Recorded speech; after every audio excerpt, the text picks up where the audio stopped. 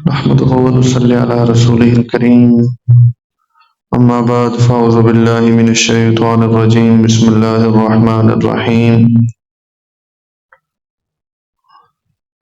والذي جاء بالصدق وصدق به وقال النبي صلى الله عليه وسلم إن لكل نبي رفيق ورفيقي في الجنة عثمان وقال النبي صلى الله عليه وسلم حب أبي بكر واجب على المسلم أو كما قال صلى الله عليه وسلم اللهم صل على محمد وعلى آل محمد كما صليت على إبراهيم وعلى آل إبراهيم إنك حميد مجيد اللهم بارك على محمد وعلى آل محمد كما باركت على إبراهيم وعلى آل إبراهيم إنك حميد مجيد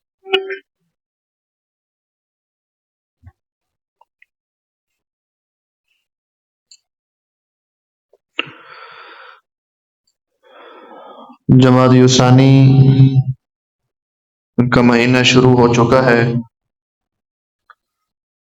22 جمادی الثانی قریب ہے اور اس 22 جمادی الثانی میں آپ علیہ الصلوۃ والسلام کے ایک پہلے صحابی یار غار یار مزار حضرت سیدنا ابوبکر صدیق رضی اللہ تعالی عنہ ان کا یوم وفات ہے، تو اسی حوالے سے 2-3 باتیں عرض کر کے اپنی بات کو ختم کرتے ہیں۔ حضرت سیدنا صدیق اکبر رضی اللہ تعالی عنہ یہ وہ واحد صحابی ہیں جنہوں نے صرف نبوت کا دور نہیں پایا بلکہ محمد کا دور بھی پایا ہے۔ محمد کا دور اور نبوت کے دور میں کیا فرق ہے کہ نبوت ملنے سے پہلے جو آپ علیہ الصلوۃ والسلام کی زندگی تھی وہ دور محمدی کہلاتی تھی، چونکہ حضور نبی نہیں بنے تھے تو اس وقت جو حضور کی زندگی تھی وہ کون سی زندگی تھی بھائی؟ محمد کا دور کہلاتے تھے کہ یہ محمد کا دور ہے۔ اور جب حضور کو نبوت مل گئی تو اب نبوت کا دور آ گیا، تو اس دھرتی پر ایک اعزاز صرف ابو بکر کو حاصل ہے کہ ابو بکر کے بعد جتنے بھی صحابہ آئے 1.25 لاکھ سے زائد صحابہ ہیں، وہ سارے نبوت کے دور میں آئے، لیکن اگر کسی نے اس دھرتی پر محمد کا دور بھی پایا ہے تو وہ صرف اور صرف ابو بکر کی ذات ہے۔ نبوت کا دور بھی پایا اور محمد کا دور بھی پایا۔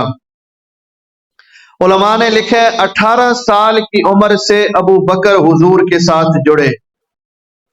کتنے سال کی عمر میں؟ 18 سال۔ کوئی نبوت کے بعد دوستی نہیں بنی، سنگت نہیں بنی، یاری نہیں بنی، بلکہ ابو بکر کی عمر جب 18 سال تھی تو 18 سال کی عمر میں ابو بکر میرے نبی کے ساتھ جڑا ہے، اور اللہ نے پھر ایسا ابو بکر کو جوڑا کہ 18 سال کی عمر سے جڑا ہے اور آج تک جڑا ہوا ہے۔ یہ ابو بکر کو اعزاز حاصل ہے۔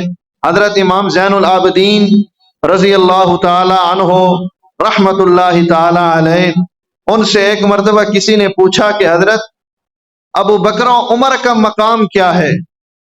توجہ رکھنا، ابو بکر و عمر کا مقام کیا ہے؟ امام زین العابدین ہیں، حضرت حسین کے بیٹے ہیں جنہیں علی اصغر بھی کہا جاتا ہے، اور یہ کربلا میں زندہ بچے تھے، اس وقت بیمار تھے اور بچے بھی تھے۔ تو امام زین العابدین سے پوچھنے والا پوچھ رہا ہے کہ حضرت ابو بکر و عمر کا مقام کیا ہے؟ انہوں نے ایک لفظ میں جواب دیا اور انتہا کر دی جواب دینے کی۔ انہوں نے فرمایا کہ بھائی ابو بکر و عمر جہاں سو رہے ہیں یہی ان کا مقام ہے، پوچھنے کی ضرورت ہی نہیں۔ ابو بکر و عمر جہاں آرام کر رہے ہیں اور جہاں سو رہے ہیں ان کا اس جگہ پر سو جانا دلیل ہے کہ ابو بکر و عمر کا مقام کیا ہے، ان کا مکان ان کا مقام بتاتا ہے۔ تو حضرت ابو بکر کو اللہ نے بڑی صفات عطا کی، جن میں ایک معروف صفت جو آپ سنتے رہتے ہیں اور پھر جو حضرت ابو بکر کی پہچان بنی وہ ہے ابو بکر صدیق۔ کیا ہے بھائی؟ ابو بکر صدیق، یہ صدیق ان کا لقب ہے۔ عرب میں ایک کنیت ہوا کرتی تھی اور ایک لقب ہوا کرتا ہے۔ لقب ہمیشہ نام کے بعد ہوتا ہے اور کنیت ہمیشہ نام سے پہلے ہوتی ہے۔ تو حضرت ابو بکر صدیق، تو یہ چونکہ صدیق بعد میں آ رہا ہے تو اسے کہتے ہیں لقب۔ یہ صدیق لقب ہے حضرت ابو بکر کا۔ اب علماء نے اس پر بڑی تفصیل لکھی ہے کہ صدیق کسے کہتے ہیں۔ بڑا خوبصورت عنوان ہے اور بڑا ہی لمبا عنوان ہے کہ صدیق کسے کہتے ہیں۔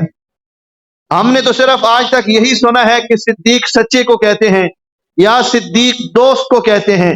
عرب میں آج بھی کسی کو گہرا دوست اگر کوئی کہے نا کہ یہ میرا گہرا دوست ہے تو وہ عربی کا لفظ ہے، وہ کہتے ہیں کہ یہ میرا صدیقی الحمیم ہے، صدیقی الحمیم میرا گہرا دوست ہے۔ تو آج بھی عرب میں اگر کسی کی دوستی اور کسی کی وفاداری کا تذکرہ جس نام سے ہوتا ہے تو وہ نام صدیق سے ہوتا ہے۔ تو صدیق سچے کو بھی کہتے ہیں اور دوست کو بھی کہتے ہیں، لیکن علماء کرام نے اس پر بڑی خوبصورت بحثیں لکھی ہیں۔ اب وہ یہاں پر آپ حضرات چونکہ متوسط طبقے کے لوگ ہیں نا تو وہ علمی گفتگو ہے، وہ تو میں کر نہیں سکتا، صرف دو تین مطلب صدیق کے میں آپ کے سامنے رکھ دیتا ہوں کہ صدیق کسے کہتے ہیں۔ بڑا خوبصورت معنی علماء نے صدیق کا لکھا ہے کہ جس سے جھوٹ بن ہی نہ پائے اسے صدیق کہتے ہیں۔ اتنی سبحان اللہ نہ ہی موضوع نہ چلنا، وہ ذرا بلند آواز نہ ابھرو، بلند آواز سے بولیے، جس سے جھوٹ بن ہی نہ پائے۔ الفاظ پہ غور کریں، جس سے جھوٹ بن ہی نہ پائے، جو بول ہی نہ سکے، سمجھ ہی نہ سکے، سوچ ہی نہ سکے۔ جھوٹ تو جھوٹ، بولنا تو بولنا ہے۔ صدیق علماء لکھتے ہیں اسے کہتے ہیں کہ جس کے دل میں کبھی جھوٹ کا خیال ہی نہ آئے اسے صدیق کہتے ہیں۔ جھوٹ بولنا تو بہت دور کی بات ہے، جو جھوٹ سوچے بھی نہیں اسے صدیق کہتے ہیں۔ اور دوسرا ترجمہ علماء نے یہ کیا ہے کہ صدیق کسے کہتے ہیں؟ جس سے سوائے تصدیق کے، ماننے کے، جس سے سوائے تصدیق کے کچھ بن ہی نہ پائے اسے صدیق کہتے ہیں۔ جس کی فطرت خدا نے محمد کے دربار میں لکھ دی تھی اور جو شروع دن سے حضور کے ساتھ جڑ جائے اسے صدیق کہتے ہیں۔ بڑی تفصیل علماء نے لکھی ہے کہ صدیق کے مطلب کیا ہے، صدیق کی خصوصیات کیا ہیں، صدیق کا مقام کیا ہے۔ ظاہری بات ہے اب اس وقت میں اتنی تفصیل ہو نہیں سکتی، تو میں صرف ایک دو باتیں آپ کے سامنے رکھ دیتا ہوں کہ جس سے ایک مطلب تو واضح ہو گیا کہ جس سے جھوٹ بن ہی نہ پائے، جس سے جھوٹ بن ہی نہ پائے اسے صدیق کہتے ہیں۔ اور جو جھوٹ کی طرف جائے ہی نہیں، جس طرح شیطان حضرت عمر کو دیکھ کر راستہ بدل جایا کرتا تھا، توجہ رکھنا اس جملے پر، جس طرح شیطان حضرت عمر کو دیکھ کر راستہ بدل جایا کرتا تھا، اسی طرح جھوٹ ابو بکر کو دیکھ کے راستہ بدل جایا کرتا تھا۔ اس راستے پر جھوٹ آتا ہی نہیں تھا جس راستے پر میرے پیغمبر کا صحابی ابو بکر کھڑا ہوتا۔ اللہ نے ایسی صدیقیت کی صفت ابو بکر کے اندر رکھی ہے کہ اللہ نے ساری کائنات کی عزتیں ابو بکر کے دامن میں ڈال دی۔ قرآن نے ایک لفظ استعمال کیا، والذی جاء بالصدق وصدق بھی، بڑے خوبصورت الفاظ ہیں کہ قرآن نے کہا والذی جاء بالصدق وصدق بھی، ایک وہ ذات ہے جو سچ لے کے آئی ہے، جاء بالصدق، ایک وہ ذات ہے جو سچ، بولیے، لے کے آئی ہے، وصدق بھی، اور ایک وہ ذات ہے جس نے اس سچ کو قبول کر لیا ہے۔ علماء نے لکھا ہے اس صدقہ سے مراد سیدنا صدیق اکبر کی ذات ہے۔ جاء بالصدق، ایک نبی سچ لے کے آیا، اور وصدق بھی، اور دوسرے نے اس سچ کو کیا کر لیا بھائی؟ تسلیم کر لیا، قبول کر لیا، مان لیا۔ جو یہاں توجہ طلب بات ہے وہ یہ ہے کہ جب قرآن نے حضور کی نبوت کا تذکرہ کیا نا تو قرآن کہتے ہیں بالصدق، کہ جو پیغمبر سچ لے کے آیا، اس سچائی سے مراد قرآن ہے، دین ہے، شریعت ہے، نبوت ہے۔ توجہ رکھنا، اس سچائی سے مراد ہے قرآن، دین، شریعت، نبوت۔ علماء نے لکھا ہے کہ جو لفظ اللہ نے حضور کی نبوت کے لیے استعمال کیے۔ کون سے لفظ تھے؟ صدق، صاد، دال، قاف، یہ تین لفظ حضور کی نبوت کے لیے استعمال ہوئے۔ علماء نے لکھا ہے جو لفظ اللہ نے حضور کی نبوت کے لیے استعمال کیے، آگے وصدق کہہ کر وہی لفظ اللہ نے صدیق کے لیے استعمال کیے۔ وصدق بھی ابو بکر نے اس کی تصدیق کی، تو یہ اس دھرتی پر اعزاز حضرت ابو بکر کو حاصل ہے کہ اللہ نے جو لفظ نبوت کے لیے استعمال کیے وہی لفظ اللہ نے صدیق کے لیے استعمال کیے۔ آپ سبحان اللہ کہیں۔ میں آپ کے حضرات کی جو مین چیز ہے وہ شروع کروں اور آپ کے سامنے رکھوں کہ صدیق کسے کہتے ہیں اور رب نے صدیق بنایا کیوں ہے؟ رب نے صدیق بنایا کیوں ہے؟ صدیق کا انتخاب کیوں ہوا؟ صدیق کی تجویز اللہ کو یہ پسند کیوں آئی اور اللہ نے یہ ابو بکر صدیق کیوں بنایا؟ بڑی عجیب بات علماء نے لکھی ہے اور آپ انشاءاللہ لطف اندوز ہوں گے اس جملے سے کہ اللہ صدیق بناتا کیوں ہے۔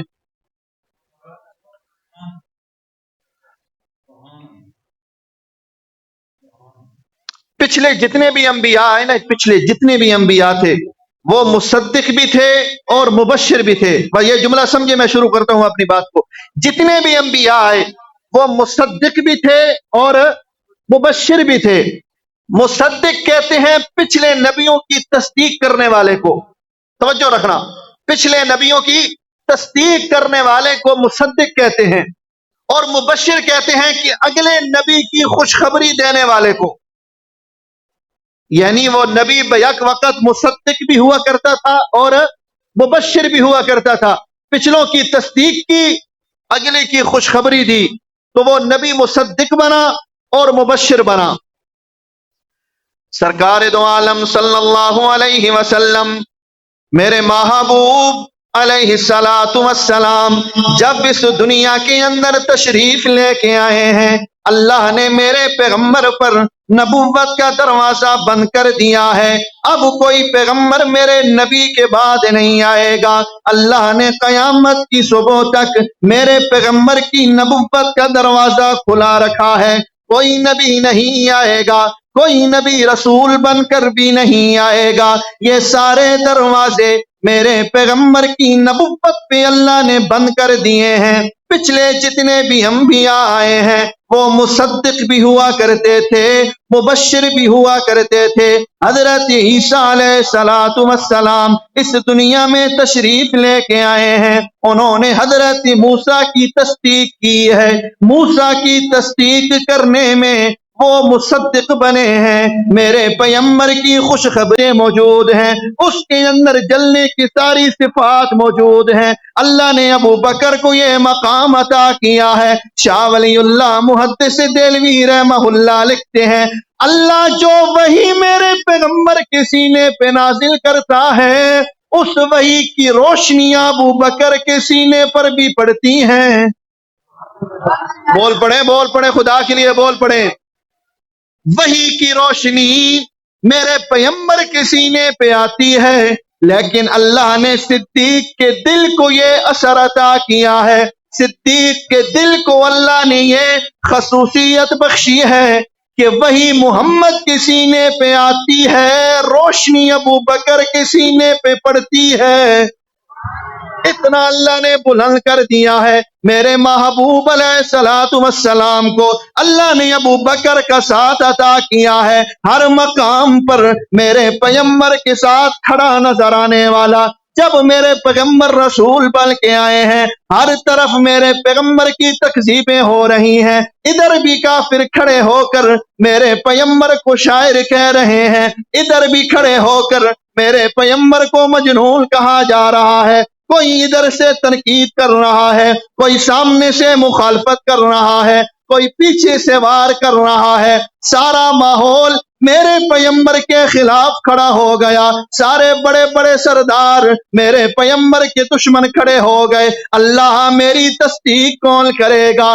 مجھے تو نے اس معاشرے کے اندر بھیجا ہے، میرے ساتھ کھڑا کون ہوگا؟ میری توحید کے نعرے کا جواب کون دے گا؟ میرے کلمے کا اقرار کون کرے گا؟ اللہ نے فرمایا میرے محبوب پریشان نہ ہو، اگر ساری کائنات تکذیب کرے گی ابو قحافہ کا بیٹا تیری تصدیق کرے گا۔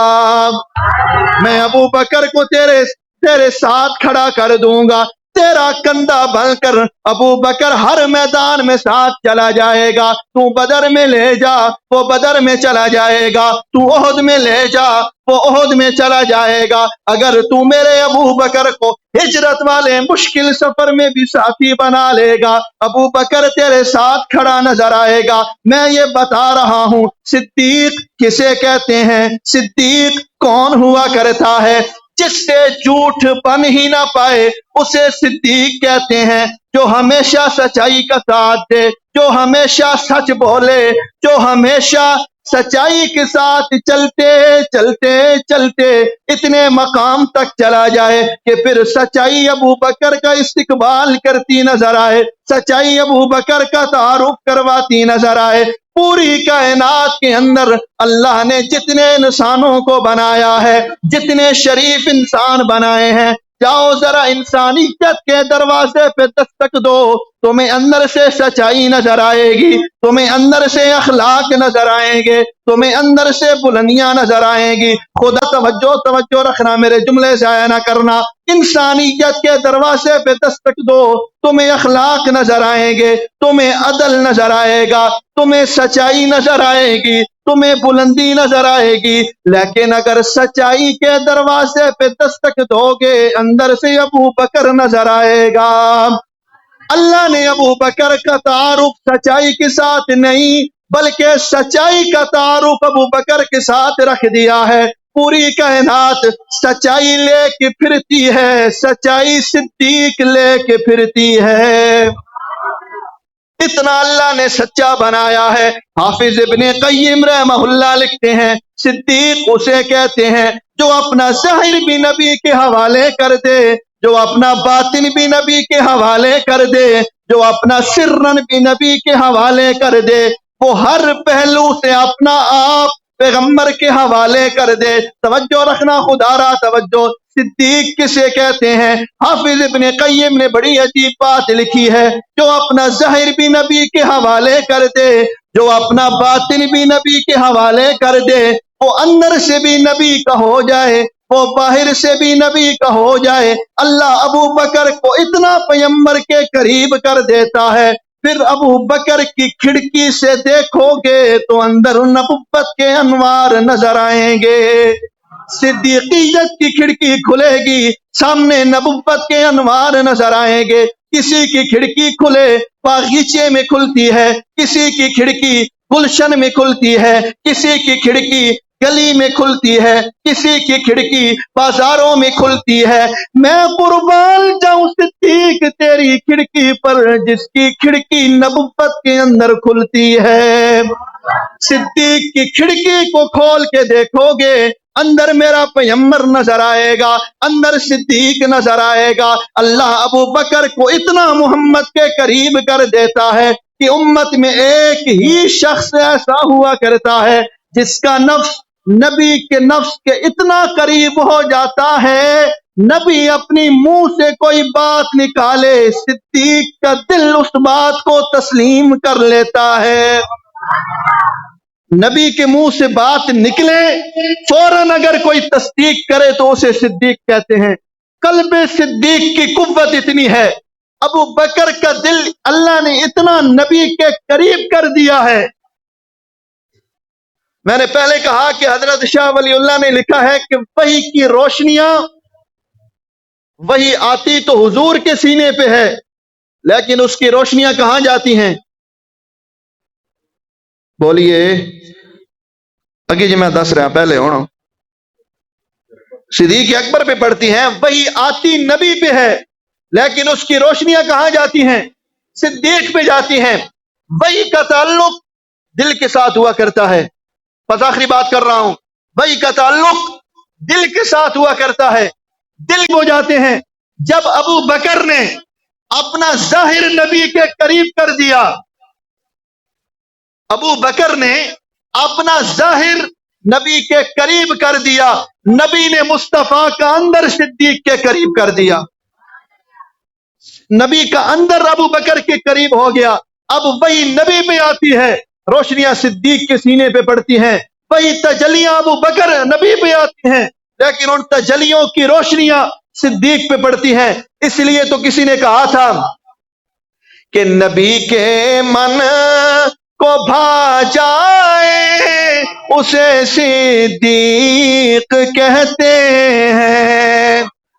اور بلند نواز سے بولیے، نبی کے من کو بھا جائے اسے صدیق کہتے ہیں. جو سب سے پہلے آ جائے اسے صدیق کہتے ہیں. جو اژدہا سے ٹکرائے اسے صدیق کہتے ہیں. اور عیاں ہو کیسے اندھوں پر نبی ہو جس کے کندھوں پر، عیاں ہو کیسے اندھوں پر نبی ہو جس کے کندھوں پر. جو سب سے پہلے آ جائے اسے صدیق کہتے ہیں. اللہ تعالی ہمیں سیدنا صدیق اکبر کی سچی محبت نصیب فرمائے. بہت ساری باتیں رہ گئیں، پھر انشاءاللہ اگلے جمعے بیان کریں گے. وما علینا الا البلاغ.